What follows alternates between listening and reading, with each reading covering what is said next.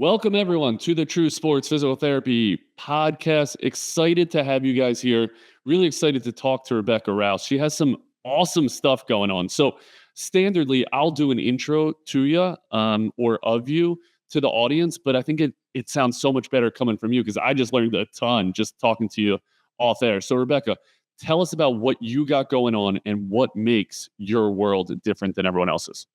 Sure. Well, first, thanks for having me, Yoni. I appreciate it very much. I mentioned earlier, this is my first time on a physical therapy specific podcast. I do a lot of speaking to strength conditioning world, and this is just a different approach. Obviously, I'm well, not obviously, but I am an athlete and a coach, so I kind of have a unique perspective on being on both sides of that. And First of all, it is obvious. If you're watching the video, it's obvious. But go ahead, Rebecca. fair enough. I guess well, you can only see my shoulders up, but the quads, I have weightlifter quads. I can't get away from that. And they're I can. Okay. Yeah. dead giveaway all the time. So anyways, let's see, what do I have going on? What don't I have going on is probably a better question, but I have run my business, Semper Stronger, for the last 4 years, just over 4 years. Started that during COVID. Started out really just a general population platform with fitness programs, mobility programs, and mostly functional strength training is kind of my wheelhouse. And we still run that. We have our membership side. We've got one-on-one coaching. I built a team of coaches so that I'm not the only one doing the coaching now, which has freed up my time and energy to go while the business still runs. And now I can go follow my passion, which about 2.5 years ago, I discovered is really working with our tactical population. So our military, law enforcement, firefighters, those who keep our country and our community safe. That's where my heart lies.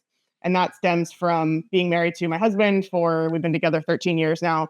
And he's been in the Marine Corps for just under 20 years. So being with him and knowing him and his friends and his community, really getting that firsthand look of the sacrifices of brain and body that our service members and our tactical athletes put themselves through in service to our country and community. So that sparked a whole other can of worms and a passion for me that I've been following for the last 2.5 years.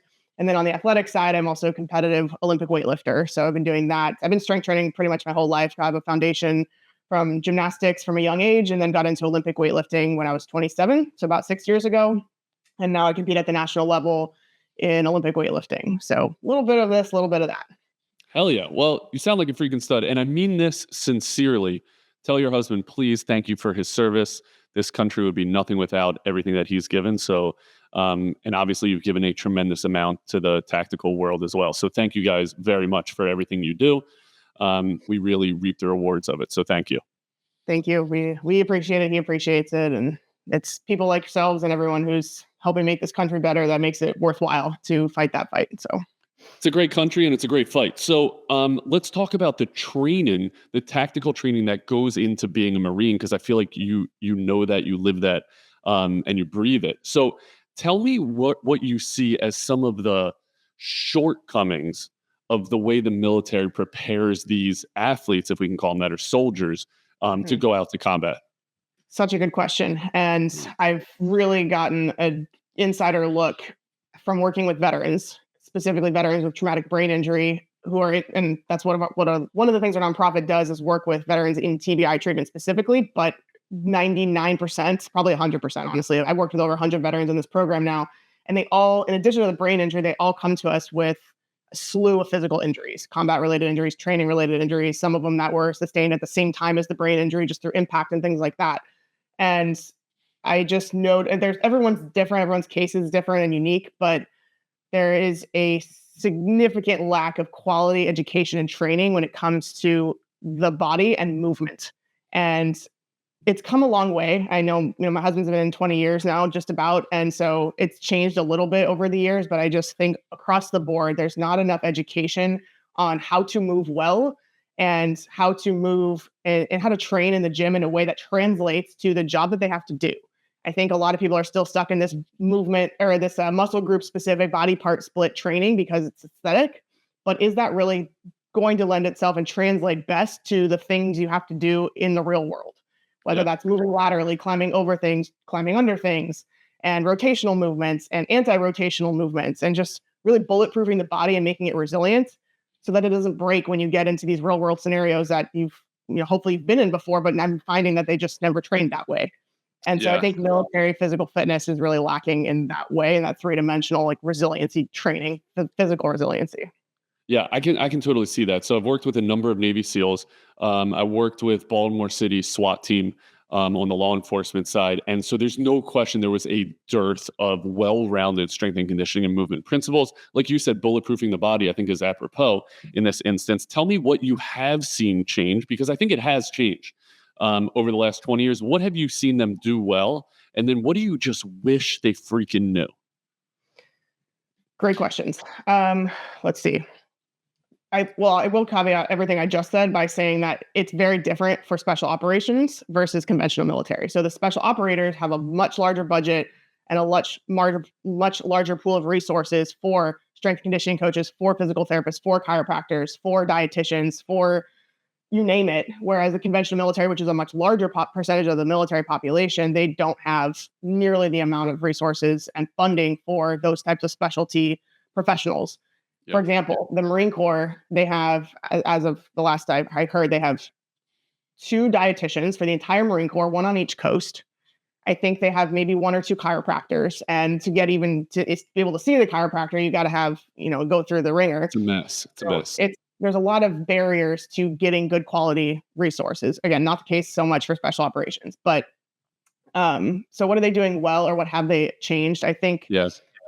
again, it depends. It changes region to region and unit to unit, branch to branch. But I think there is a little bit more like I know the Marine Corps better than any of the branches because of my husband, but they have what's called high intensity tactical training, and they have like a train to trainer kind of thing, where they have what they're calling force fitness instructors. So these are active duty Marines who are basically in charge, or kind of the liaison for strength conditioning for that unit. So they're training the Marine to be the person in charge and making sure that they have quality, well-rounded programming that is based in functional movements and based in these job-specific movement patterns and things like that. So I think that's a move in the right direction. That's been around, I think, for about 10 years. But overall, I think that there's not enough emphasis on multiplanar movement, on mobility and stability training. I think mobility across the board is something I spend a lot of time on in the veteran program and the TBI program that I work with. And they all wish that they had learned this before. I talk about the joint by joint approach, mobile joints versus stable joints, and teaching them how to mobilize and which planes of motion each joint can move through. And they just never learn any of that. And so it's eye-opening to them. And they're like, when they understand that a lot of issues, even in the shoulder or the back, can start from the ankles, and they spent all these years in combat boots and what that does to the ankle and how that can affect the rest of the chain, they're like mind blown by these basic things that you and I know to be like very basic concepts, but no one ever told them that. No one ever told them foot care and ankle care and mobilizing through full range of motion and then stabilizing joints, et cetera. So there's a lot. Obviously, we can go on for hours about this. But. Yeah, no, but I would love to get into the weeds around that. I've also worked with a tremendous amount of Israeli Defense Force soldiers, both special operators as well as your standard rank and file. You think America has it bad, dude? It's crazy, kind of what they're doing in Israel. And I've had IDF soldiers on the pod to talk about how they train. It's really so individualized. Like there is nothing rolled out well, I'd say, across the entire armed forces. So I think America has a leg up in terms of that. I also worked with soldiers that were just coming out of Gaza, who had been sitting in a tank for 21 days, like haven't gotten out of like a little box, right? So Yeah. Thinking thinking about how to make these things task specific or even unit specific is real important. But let's get into the weeds, Rebecca.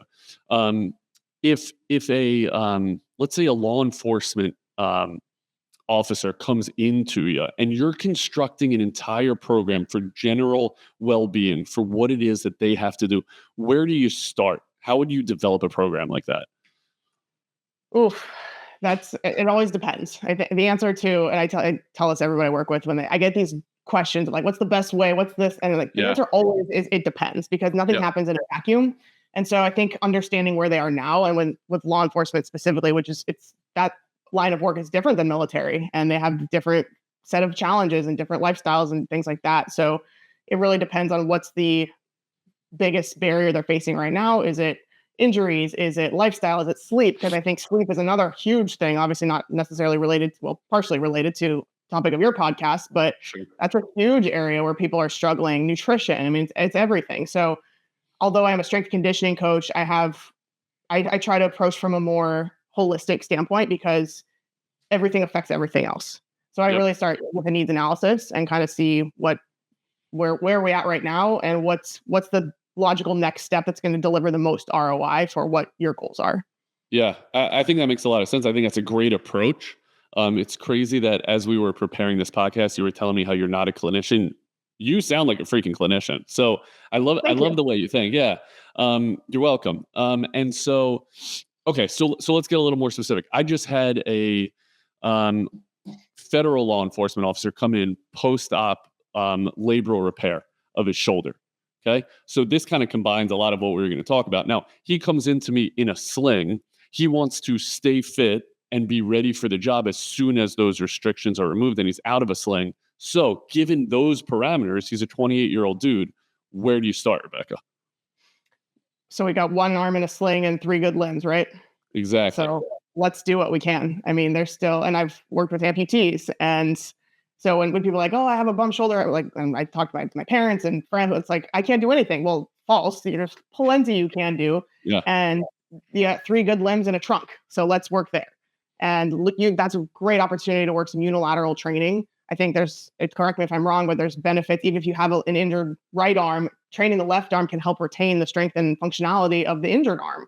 Yep. I don't know how that works. That's some witchcraft or wizardry. I mean, it is, but it's amazing. Like whoever put us together, the job he did, we call it the crossover effect. And so, okay, so if it's a right arm injury, so you're training left arm, and how are you educating them to train left arm? How are you educating them to train their legs? And probably depends on what you said it's a SWAT officer or Yep. law enforcement. So it's called federal law officer. Okay. So we need to probably do some bilateral movements as far as lower body goes, and then unilateral movements, lower body and upper body with the one good arm. We can do some core training, carries of all different variations with the one good arm. We can do some step ups, lunges, squats. We can load, depending on what the situation is with the right arm, maybe a safety bar, maybe a unilateral front rack kettlebell squat, lunges, step ups, that type of thing, deadlifts, single arm deadlifts, all that good Okay, stuff. so the lesson to all the therapists listening is there is so much you can do, so much more than ISO holds with your shoulder or just passive range of motion. Don't forget about the entire athlete. That's what I'm taking away from you. So all that lower body loading is appropriate and movement patterns. Talk to me about mobility once they kind of get out of the sling. How do you begin to introduce them to A, mobility, and then B, loading?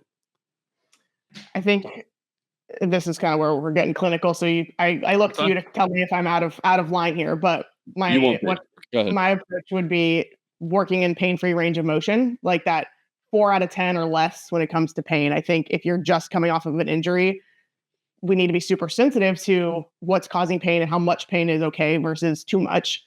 But just touching that point of like 4 out of 10 or less, and then working there and gradually working to increase that range of motion.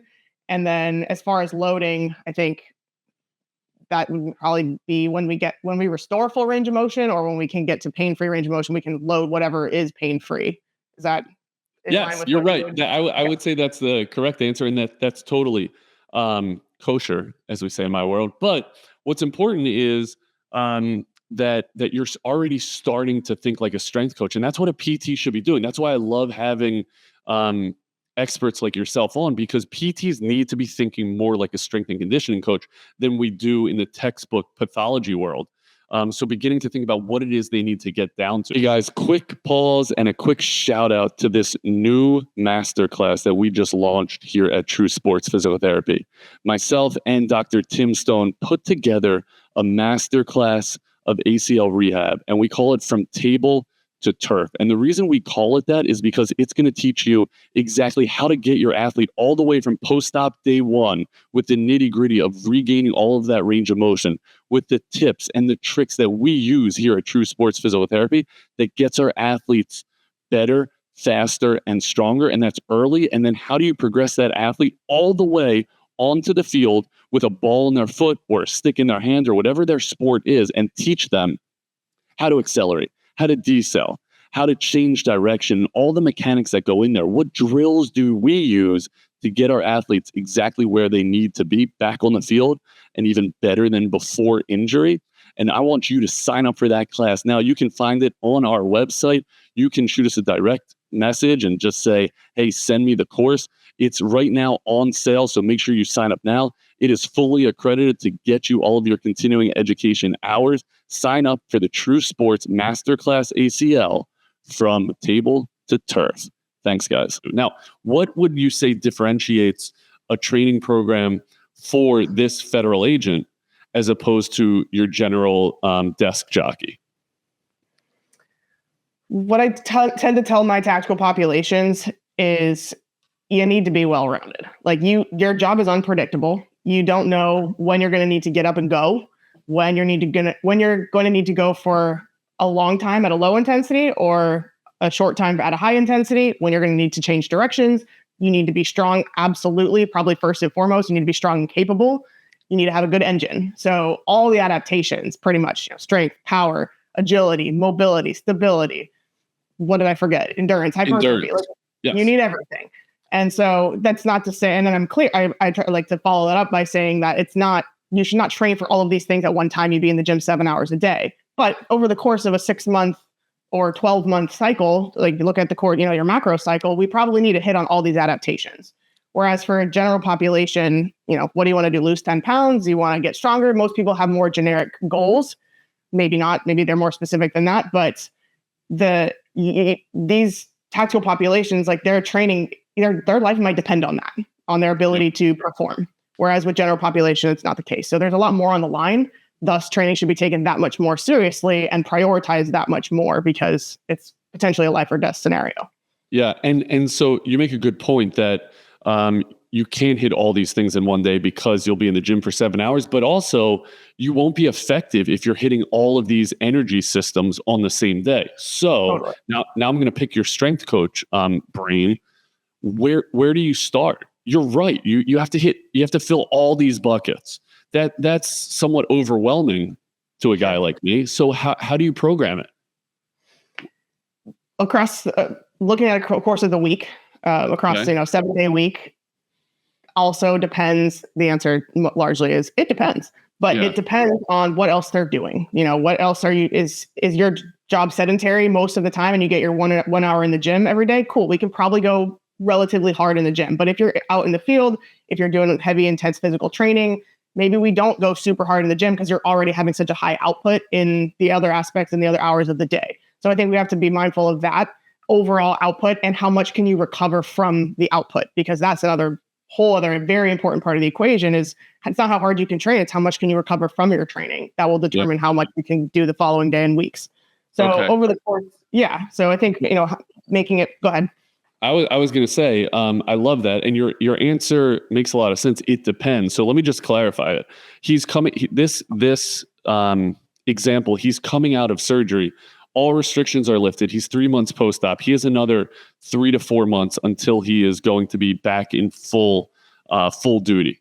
Okay. So he has all the time in the world to rehab. So he can give you, let's say, 2 hours in the gym, 7 days a week. How do you want to program it? Love it. That's more specific. So we we probably want to do, probably want to strength train, I'd say 4 days a week. And what's that split look like? Because you told me it's not always push, pull, like breaking it down like that. It's not always, hey, today's shoulder day. How do you program it? What is Semper Stronger? What is Semper Stronger? How would you program it? Probably it could be a push pull. It could be, I tend towards more just movement specific versus body part specific or upper lower. I think there's no wrong way to go about it. I think that there's a lot of good ways that you can do it, but generally I would probably go 4 days a week. Strength training would probably do a squat. I'd probably do a hinge, push and a pull. Lower, upper, we could do a mix of things. So generally I'll do like the primary lift and then some accessories, either complementary body parts or complementary movement patterns or not, depends.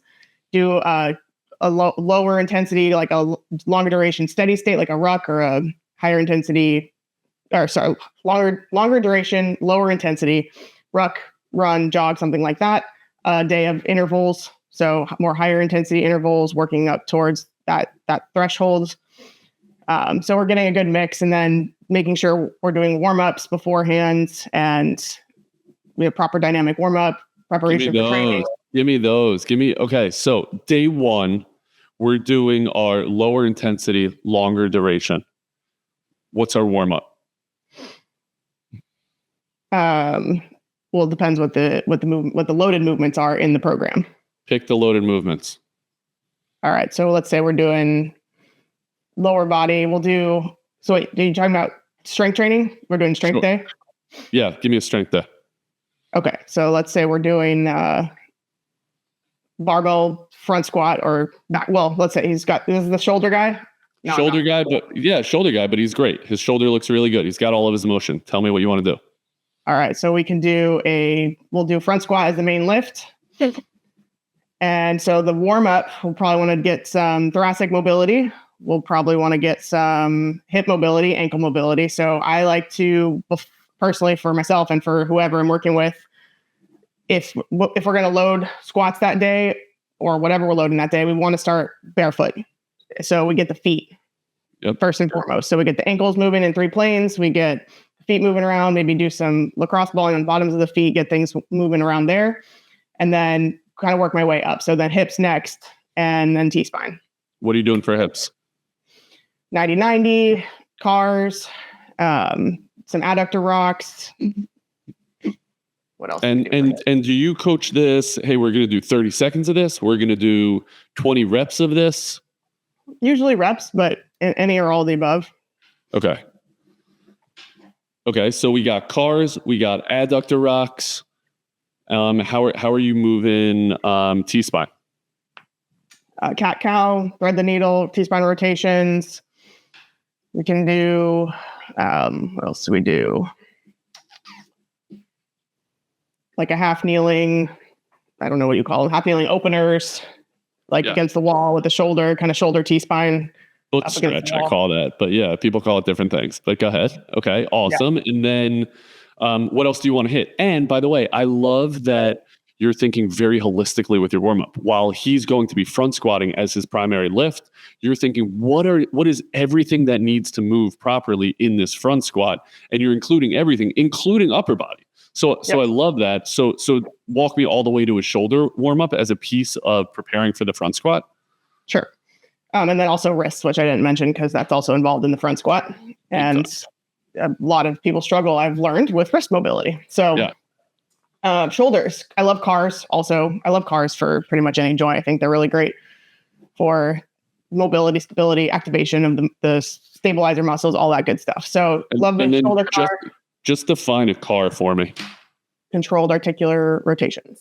Okay. And give me more than that. So how do you coach that, and what would that look like? Basically moving the joint through its current full available range of motion and trying to touch the entire range in a controlled manner. Yeah, that's a great description of a car. Touch your entire range. Okay, I love that. You're doing, and how would you do that with the shoulders? How would you do that with the wrists? So with the shoulder, I like to, start with the arm out, extended front. I don't know if people are watching or listening, but start with the arm out in front, palm up, and then go up back towards the ear at the top. I know you can't see my wrist, but turn the palm out and then keep moving without any lateral flexion, without any movement of the torso, really just trying to isolate the shoulder. And that's the case with any car. It's like, take all the other joints out of it, lock them in place, do whatever you got to do, give yourself that feedback. So I also put my hand on my stomach so that if I move in any direction, then I feel that and I immediately know, okay, I'm cheating. I need to bring it back to center and really just isolate the joint that I'm trying to target. Okay, so love that. Okay, so you get your shoulder, and then what are you doing with your wrist with that? Because I think the way I'm envisioning shoulder, you did a great job of demonstrating and describing it. Put them up maybe against the wall so they can't cheat out of the given flexion or rotation ranges of motion. How are we doing that with the wrist? So for wrists, kind of bringing the elbow into place and holding the forearm so that you really can't move anything else, and trying to move the wrist through flexion, extension, rotation, both directions. same thing. And then for the wrists, I'll also use like either the floor or the other hand to just kind of move things, do the roller coaster, do the side to side, all the stuff. Just multiplanar movement, putting pressure as much as can be tolerated without pain. Okay, love that. And then you're spending to cover all of those cars as piece of your warm up. How long do you think you allot to that? For just the cars or for the entire warm up? Entire warm up. 10 minutes. Okay, 10 minutes of cars, and then, or for the warm up, and then, is there any other piece? Like, are bands coming out at any point? What else are you doing other than the cars? Yeah, so we can do bands are great. We can do the shoulder, the extension, pull the band apart, pull apart over the head, dislocates, whatever you want to call them. Somewhere John Russin is smiling. I just had him on, and he was like losing his mind about face pulls. Okay, so maybe you're doing some face pulls. You're doing band pull aparts. Maybe you're doing what we call shoulder dislocators, where you're up and over into flexion extension and back over. Okay, and then what? Then are we going right in? Are we ready to front squat? I learned this in my Strong First certification, but they call it a tug of war squat. So you get right in front of the squat rack, or you can do it with partner and start with an upright torso, grab both hands around the squat rack, and then walk yourself down into a nice deep squat, and then move your hips around side to side, rotation, just get comfortable down at the bottom of the squat, ankles get involved, hips get involved, trying to keep that upright torso, but you have that leverage from holding onto this end of the squat rack or the post of the squat rack, and spend like 15, 20 seconds down there a couple times. So I really like doing those as well.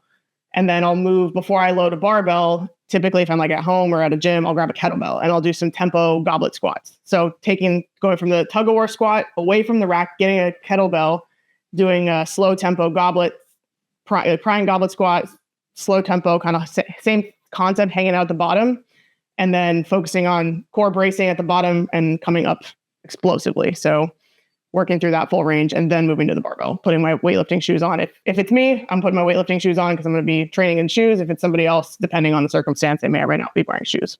Okay. And I know it feels like I'm kind of like picking out details, but this is so important because I feel like there's so many sports PTs out there that maybe have these principles and ideas, but being able to sequence them and put them together and giving you more tools to pull from to prep for that given motion. I mean, this should show up in every rehab session that you run. So you want to understand the full movement, which you obviously have a great grasp of your front squat motions. Think about all the joints and the kinematics that need to transpire in order to perform that safely. Work out those joints individually. And then I love what you did is you really mimicked the movement before it was done under load. You did that with your tug of war squat. I call it the stripper squat. And then moving to your goblet, you're starting to put some load and playing with the tempo, because I think that doesn't get touched on as much as it should. The other piece, which I bet you have a whole spiel on, is what are you doing with your breathing during this?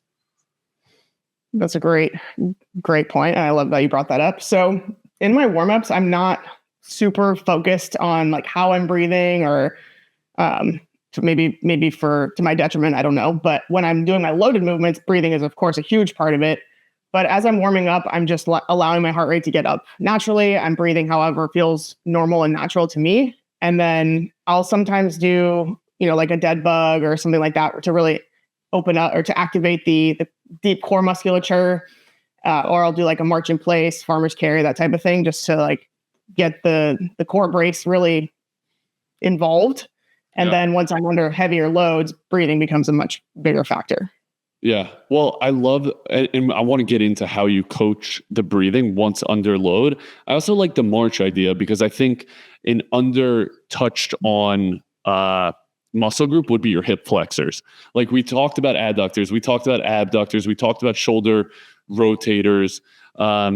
I think that hip flexor doesn't get enough love, and how important it is in your core stability, even in a squat where you're really fighting gravity. You're not necessarily using your hip flexors for the motion, but you're using them like crazy to stabilize your trunk, right? So I love that you brought up marching. Okay, so now we're ready to load, right? Now we're ready to get to your primary lift.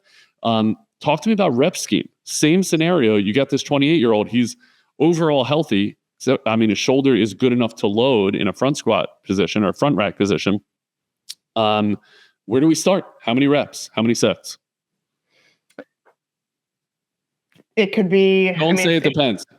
It depends. No, it could be depending on, we talked about this being like a lower intensity day, I think, right? So we're probably going to go maybe 12, 15 reps to keep it on the lighter side, especially if, because the front rack position can still put pressure on the shoulder. So we want to be mindful of that and not go like maximum effort, maximum load. So 12 to 15 reps could be a good amount to start with, just to introduce some load, but it's not, if we're going 15 reps, we're not going super duper heavy. So that would be a place to start. Or we could go, we'll go with that. How many sets? 3 to 4. Okay. And is that the way you program it at Semper Stronger? Are you saying, hey, this is the range, we're doing 12 to 15, we're doing 3 to 4 sets? Like how would you map this out if I sign up for Semper Stronger? So if we have, let's say 18 or 19 different programs right now that we have on our website. And so those are all pre-made programs people can follow, and it gives suggested sets and reps for all of the loaded exercises or all of the exercises that are programmed. If we're doing a custom program, it's going to be a lot more tailored and individualized depending on the person. And so with that, it might be periodized differently. We might do, it totally depends on the person and their goals and their current ability level. So sometimes we'll use RPE, sometimes we'll use percentages, sometimes we'll use just sets and target rep scheme. Okay, that makes a lot of sense. Okay, so in this workout, we have front squats. Are you hitting anything else that is a compound movement? What comes after your front squats?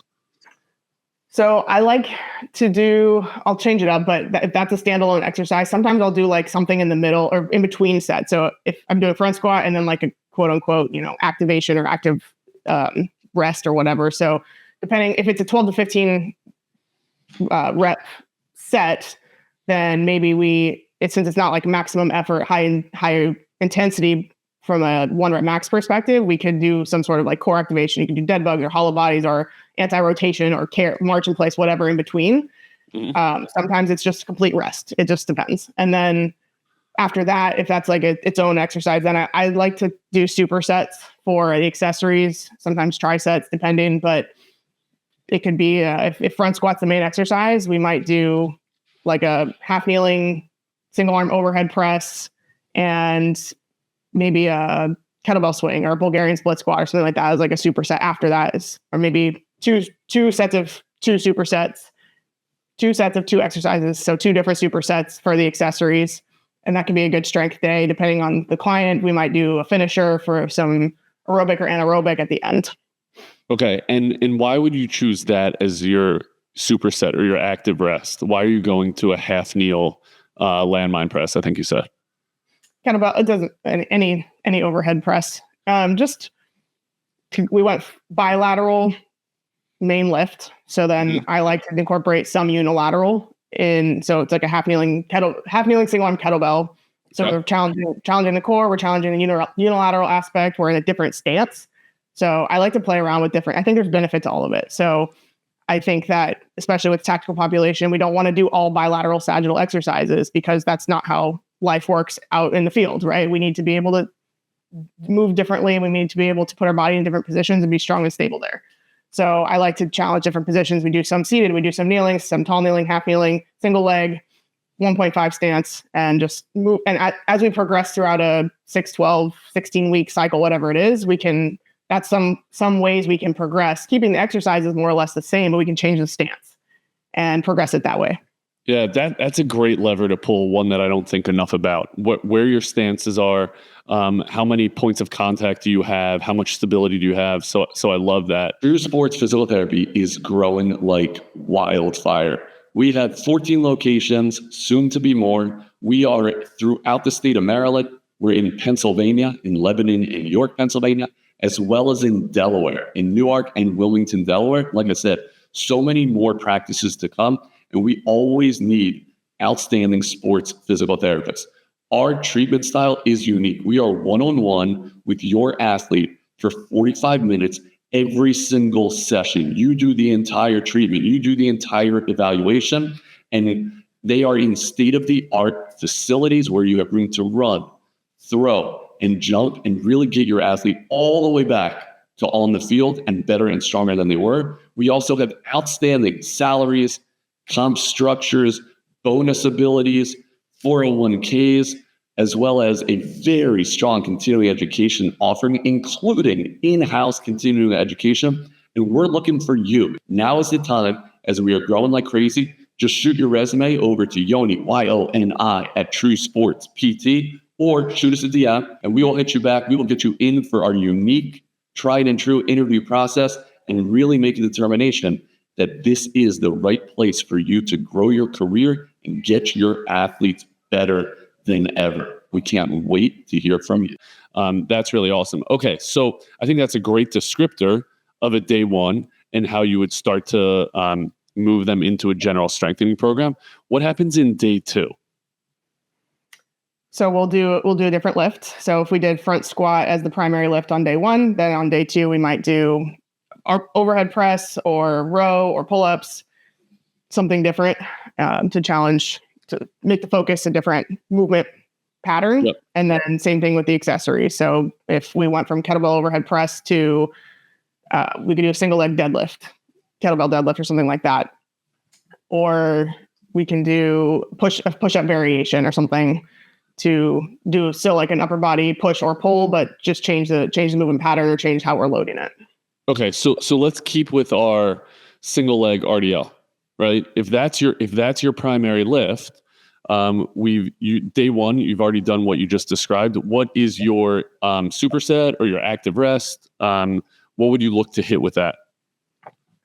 So I think I was saying the primary lift would be like a barbell overhead press or pull up or something like that. It depends. Well, if he's got a shoulder thing, he may not be doing barbell overhead presses or pull-ups yet, but no, but he could be. He could be if you rehab the True Sports. So if he's done that, and he's doing an overhead press, then your superset would be what?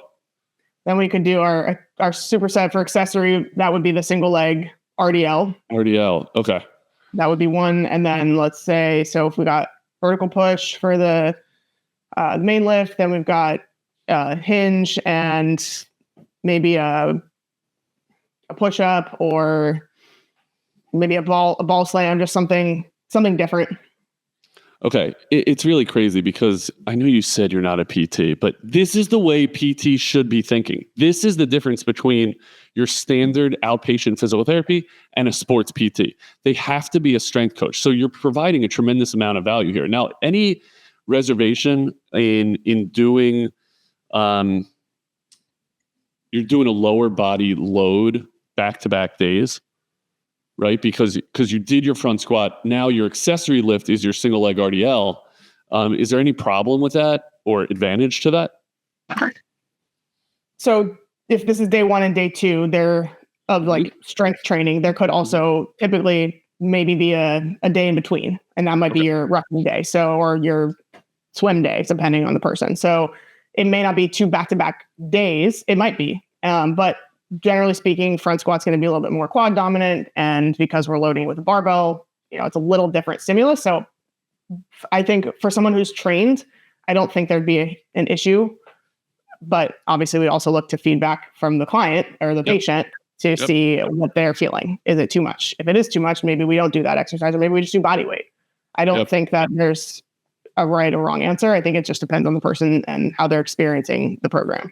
Yeah, and I think that's a great answer. Is that it in this case it does depend, and you need that patient feedback. How do you get that patient feedback when you're developing them a program to then run with?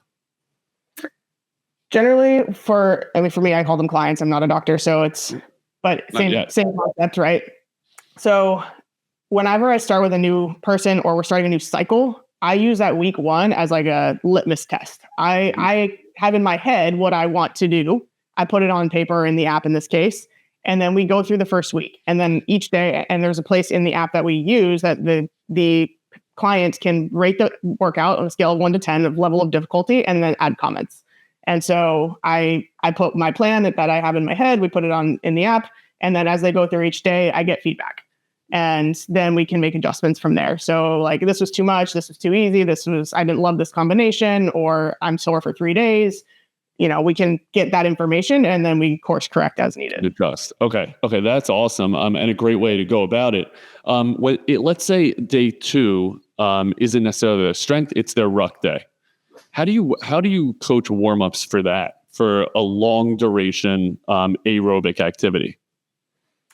Not unlike any other day, I think we're still getting the whole body involved, right? We still need our feet to work and our ankles. We need our T-spine. We need shoulders. It's the body. The body is, we need it all. Everything's connected to everything else. And so I think unless you're doing truly like a leg day only workout and you're doing a lot of machines, then maybe that day you just need to warm up your lower body. But for the most part, even if it's a cardio, even if it's swimming, even if it's rucking, like you still need upper and lower.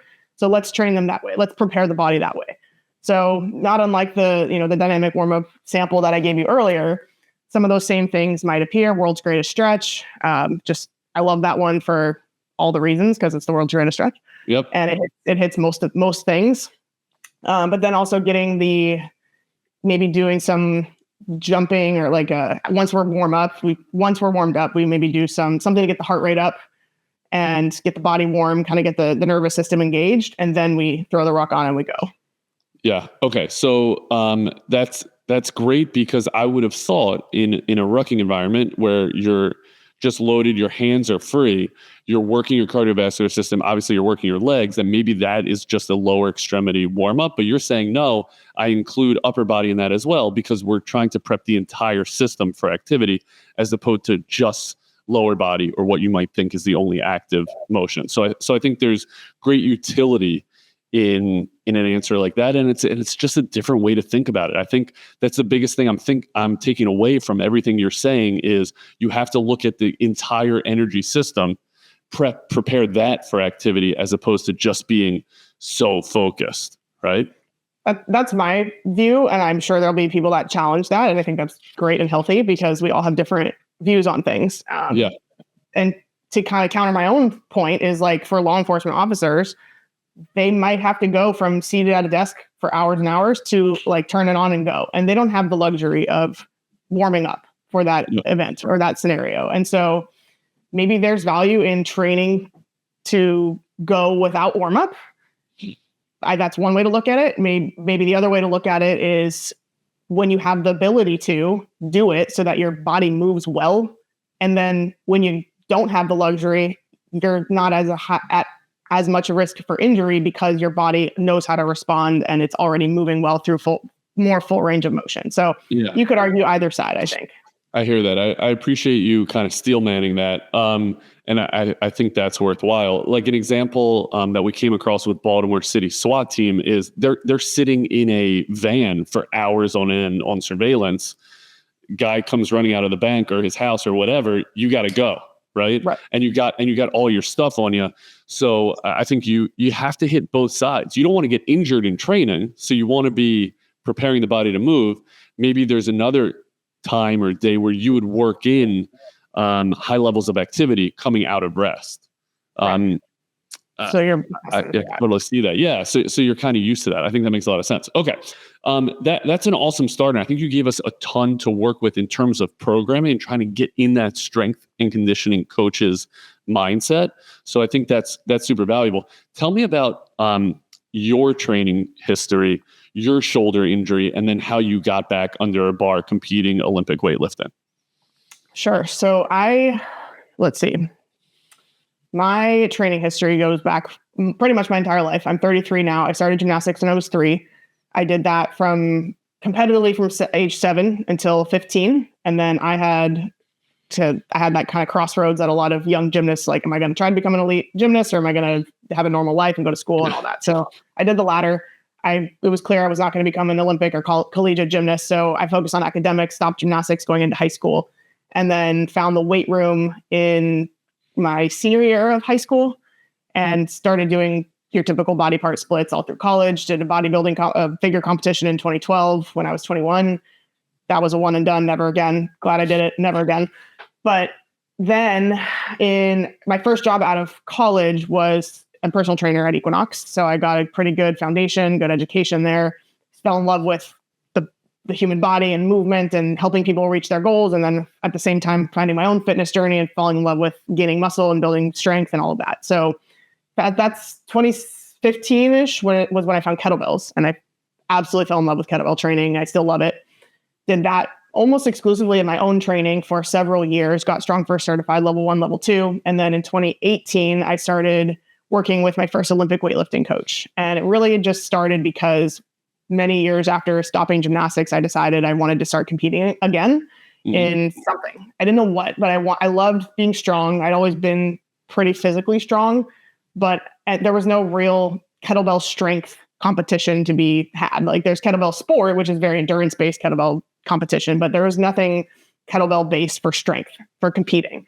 So I was like, what else can I compete in that's strength based that I can use my background and experience to get better at? And I had the gymnastics foundation with the mobility and strength and body awareness, which are 3 really important aspects to being a successful Olympic weightlifter. So I decided to try my hand at that. And I hired my first coach. And the rest is history. I mean, I've moved since then 3 times. So I'm with my 3rd coach now. And I'm in my, I moved to Texas in 2021, started working with him then. And I qualified for my first nationals in 2022. So I've been at nationals 3 times, won the Texas state championships. And then that's kind of where I am now in terms of weightlifting. So as far as my training, so you want to know about my training specifically? I want to know about your training. I want to know about, I think you overcame some shoulder pathology. Yep. So my shoulder injury occurred actually at the Texas State Championships in 2023, which is when I won my first state. And then at the same time, dislocated my shoulder, or not dislocated, I tore my rotator cuff and dislocated my knee when I was younger. Tore my shoulder at the Texas State in 2023. And it was on my 3rd snatch. And I remember it vividly. I just lost it behind, which happens all the time. I mean, that's like a normal part of weightlifting. You just learn how to fail, you dump it behind, you step forward, no big deal. But for whatever reason, that time it tore it right off. So It wasn't a full tear. It was a partial tear. But the adrenaline from competition and just from the environment kind of masked the pain. And I continued on with my clean and jerks after that. And of course you did. Of course I did. Didn't realize until later that night when the adrenaline wore off how bad it was. And then the next day I couldn't move my arm. So I did not have an MRI. I went to a physical therapist and a chiropractor, and they did some testing, range of motion testing. Where's the pain? Like, at what point do you feel pain? Well, like immediately, all in every direction. So it was very swollen. And then they said, you can get an MRI if you want to. The MRI will show you exactly where the tear is and how, like which part of the rotator cuff and how bad it is, at what degree. But as far as treatment protocols, it's not necessarily really going to change much. So if you want the information, you can pay to get the MRI. Otherwise, like we could just rehab it as we normally would. And I opted for that. I didn't get an MRI. So we just did range of motion stuff. I did dry needling. I did cupping. I did all the like manual therapies and things. And I was going twice a week for PT, working on range of motion. Eventually, that was January of 23. And I think within about 8 weeks, I was able to go overhead full range, mostly pain-free. And they originally at the beginning, they said it would probably be 5 to 6 months before I could get back to like snatching and doing overhead lifts. I think I was back within 3 months, light snatches, and back to full strength within 5 or 6. But I also at the same time did a lot of other, like I slept a ton, focused on dialing in my nutrition, keeping my sugar intake, alcohol, like removed everything that was inflammatory to just really keep my body as like pro healing environment and expedite the recovery process as quickly as I could. And it helped. So that also I think is so important because us as PTs very often gloss over that, like the ability to create the ideal healing environment and how important that is. So good on you for figuring that out. That's probably your strength and conditioning background. Talk to me about exercises you were doing and what you found was really helpful in getting yourself under the bar again.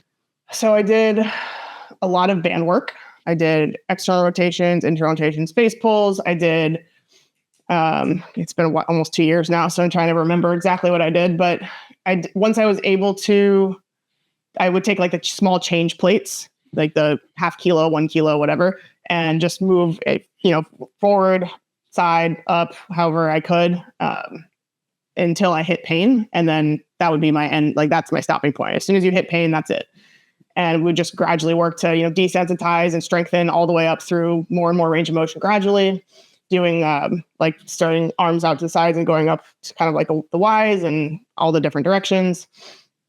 And then eventually doing like some light bottoms up carries with a light kettlebell or march in place, whatever. And then eventually bottoms up presses. So it was a few months, probably 2.5 months before I could go overhead with load. But once I could, it was just really, really slow, intentional, light overhead presses. Trying to think what else.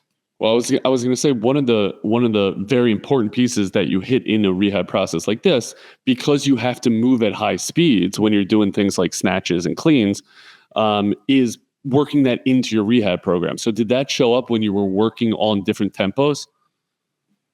The speed aspect? Yeah. Yeah, not until I was out of pain though. Like until I could get overhead pretty much pain-free, because the last thing you want is to go too hard, too fast, and then set yourself back. So it was definitely very calculated. But once I was able to go overhead without pain, or mostly without pain, then yeah, we started to work on some speed stuff again. Okay. So I think that makes a lot of sense. And then what was your initial intro back to Olympic lifting? How did you scale that? Barbell only, like just complete empty barbell first, then, adding 2.5 kilos, 5 kilos. And then I noticed once I got back to loaded movement, it all came back fairly quickly within a couple, maybe about, I don't remember exactly, but probably within a month to 6 weeks, I was back to, like, once I started loading the barbell, I was back to more or less 90% where I was before. Okay. And what do you have to do now to kind of keep up with it? Do you have shoulder specific routine that you stick to? Not necessarily. I mean, I'm my normal mobility stability. Like my shoulders are very mobile naturally, just from gymnastics and all the things I've done over my life. So I don't need to work on my mobility, but I still like to do the shoulder cars because I like to feel that activation through the full range. I'll do scapular pull-ups and then regular pull-ups. I'll pretty much do bottoms up carries, bottoms up presses, kettlebell press, windmills, like a quick kettlebell shoulder stabilization thing before I pick up a barbell. And then every single time I pick up a barbell for my weightlifting sessions, it always starts with empty bar and builds up from there. So I'm never going right into any kind of load. It's empty bar first every single time. Okay. And then looking back at your entire rehab journey, knowing what you know now, would you have done anything differently? Did you make any mistakes along the way? Before the injury, I remember a week or 2 weeks starting to feel some stuff in my shoulders that I wasn't feeling before. And I didn't necessarily address it. And then the injury happened. So like I was already feeling something going into that meet. And that was clearly the straw that broke the camel's back. And that's what caused me to have the injury. So I think knowing that I have a tendency towards hypermobility, especially in my shoulders, that I probably should have done more due diligence on stabilizing and working the small, because no one likes to do prehab and the small movements and it's boring and whatever. So you don't do it and then you ignore it long enough and then you have to do it. So you either choose to do it or you get forced to do it because you get injured, right? It's the same thing with our health in general. Like you either invest up front or you invest on the back end, which you choose. Yeah. So I ignored probably the prehab and the shoulder stabilization work that I should have been doing as part of my warm up. And then I ended up doing in PT. And so, same now thing. Now it's a part of you. Okay. Yeah. So you have ingrained some of these movement patterns. It's funny. You say like, no, I don't really stick to a shoulder program. And then you list out an entire shoulder program of bottoms up work or band work, stuff like that. So that's great information. I think and I love the way you put it, that either you choose to do it or you're forced to do it, but eventually you got to do it. So just to all the PTs out there, that's so worthwhile to use that information, educate your population appropriately, even do it as therapists appropriately. Last thing a physical therapist wants is to put their own arm in a sling, right? Because you're out of work for freaking ever. So kind of making those wise decisions before that in and of itself is worth the price of admission to this podcast. So I appreciate that. Okay. So Rebecca, I love your programming. I love the way you think through things. I even love your answer of, hey, it depends, because I think so often that is the right answer. Tell everyone listening, the millions of sports PTs currently listening, how they find Semper Stronger and what we can do to support you. I appreciate that. So our website is semperstronger.com. SEMPER comes from Semper Fidelis. Semper Fidelis is the motto of the Marine Corps, so that's kind of where that all comes from. Semperstronger.com. And then our nonprofit, which is what I mentioned earlier at the beginning of the work that we do with veterans in traumatic brain injury treatment, that's the Semper Stronger Foundation. And we support veterans who are healing from injury, sustained in the line of duty, sustained in combat, or trying to prevent those things from occurring, education and engagement in physical movement as part of a rehabilitation or prevention process. That's the Semper Stronger Foundation. I love it. When you see a plethora of IDF soldiers signing up for Semper Stronger programming, just know where they came from. Roger that. They came from this podcast. So, Rebecca, you've taught me a ton. You've taught all of our listeners a ton. Thank you so much for supplying us with this strength and conditioning knowledge. It's so imperative in the sports PT world. That's part of what we're trying to do. We're trying to bring outstanding clinicians, because that's what you are, like yourself, to our entire world of sports PTs. Thanks for doing what you're doing. It's really great to have you on. Thank you so much for having me. Appreciate you. No problem, Rebecca. Okay. Great job. Thanks so much for listening to everyone. Please let us know how we did. Please go find Rebecca. Let her know how she did, because she obviously has a growth mindset. She's always trying to get better. You can find us at True Sports PT on Instagram. That's the best way to get a hold of us. We are getting a ton of inbound feedback, so thank you guys so much. Keep it coming. Share this pod. Thanks for listening. Bye-bye. Bye-bye. It's the True Sports Physical Therapy Podcast. Tune in. You might just learn something. Catch all of the full episodes on all streaming platforms. And as always, the link is in the bio.